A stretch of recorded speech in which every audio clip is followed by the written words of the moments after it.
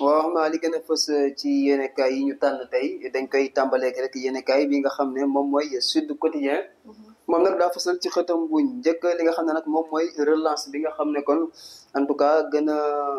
ñoŋal li nga xam ne moom mooy filière agricole gerte gi ak nag campagne bi ñu jëm ñu ne daal nguur gi def nañ ci ay jéego yu am solo lu ci mel ni mobiliser lu toll ci 120 milliards de francs CFA pour nag li nga xam ne moom mooy commercialisation lii di arachide bi wante it yokk li nga xam ne moom mooy prix kilogramme bi dañ koo bëgg a yokk wàññiit li nga xam ne moom mooy njëgu intrant yi kon daal nguurug Sénégal ñu ngi waajal li nga xam ne moom mooy campagne agricole bu 2024 2025 incha allah. ñu jàll ci enquête. yéen kay ñoom dañoo fësal seen xët wu njëkk li nga xam ne moom mooy gestion bi nga xam ne nag kon ñii di nouveau gouvernement yi muy nag kii di Bassirou Diomaye Faye ak nag njiital jëwriñ Ousmane Sonko ak gouvernement bi yoree nañ ko réew mi njiit réew mi Macky Sall nag gis ne daal kon nañuy doxalee daal kon boobaak léegi daa mel ni daal doxal yi ñu cuune la ba sax kon bind ab lettre bu gudd daal di ca ŋàññi nañuy doxalee kon enquête moom la fësal ba suba tey ci d'accord mu nekk lu am solo mun nañ jàll ci direct news. ñoom dañoo fasal seen xëtu njëkk hommage yu bëri yi nga xam ne ay autorité ñu ngi koy amal jëmale ci kii di Moustapha Ba ñoom nag gisuñ ci hommage boo xam ne kon kii di Cheikh Diba amal na ko te ñoom ñaar ñu bokkoon di liggéey fi nga xam ne mooy ministre des finances gisuñu nag ab témoignage boo xam ne kon jóge na ci ministre des finances ak du budget sax jëm ci loolu ñoom la ñu ñaawlu ñoom ñii di kon direct news.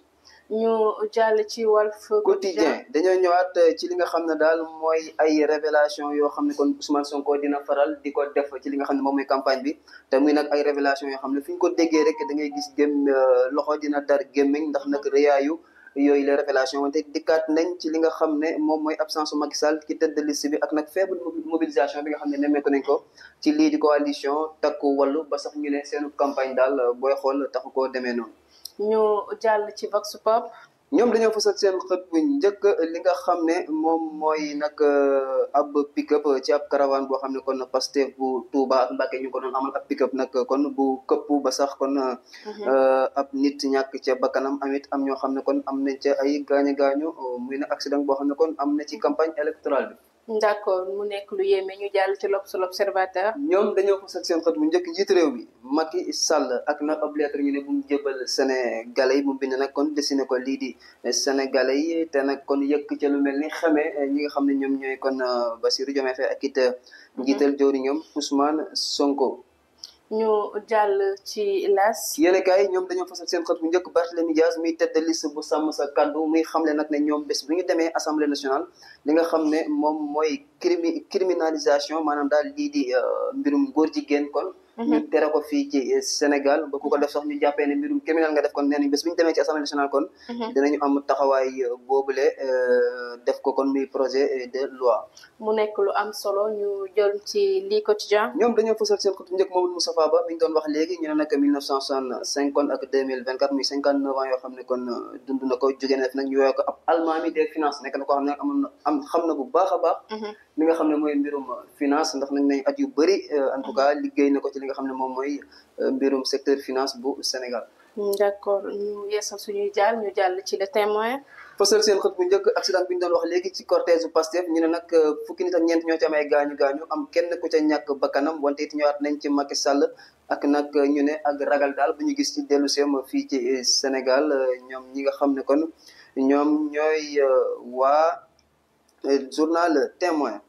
ñu jàll ci réew mi. quotidien criminalisation de l'homosexualité au Sénégal maanaam daal lii di mbirum góor jigéen ko fi defeti ñu jàpp ko acte criminel ñu ne nag campagne électorale bi ressuscité na boobu les débats sàmm sa kàddu nag ñoo amal li ni mel nee nañ nag ñoom bés bi ñu demee assemblée nationale mbirum góor jigéen daal dinañ ko xeex kon ci Sénégal dina nekk comme seen xeex wante it ñëwaat nañ ci interdiction exportation d'arachide maanaam daal dogal boo xam ne kon góor gi dañ ko bëgg a jël ngir nag lii gerte ñu bañ ko exploité dañoo bëgg nag kon ñu bañ ko exporté du moins kon nag téye ko day toll nag réew peut-être mu soxla loo xam ne ci lu muy béy la téye ko kon nag nee nañ dogal boobu daal ngi jël ñu ne Sénégal dafa fas yéene denc li nga xam ne moom mooy ay gerteem duñ ko exporté bitim réew. waaw c'est important donc dañuy jàll ci l'évidence. quotidien ñoom dañoo fasal seen xët bu njëkk génn àdduna Amadou Ba ñu ne nag li nga xam ne mooy ak néewam ñu ngi koy xaar Dakar kon ëllëg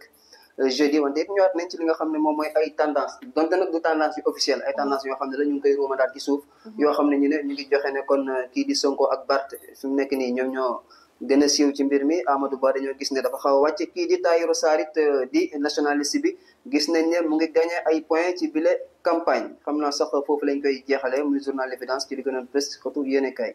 d'accord donc lii moo gënoon fës ci bopp yéenekaay yi donc Cheikh Anta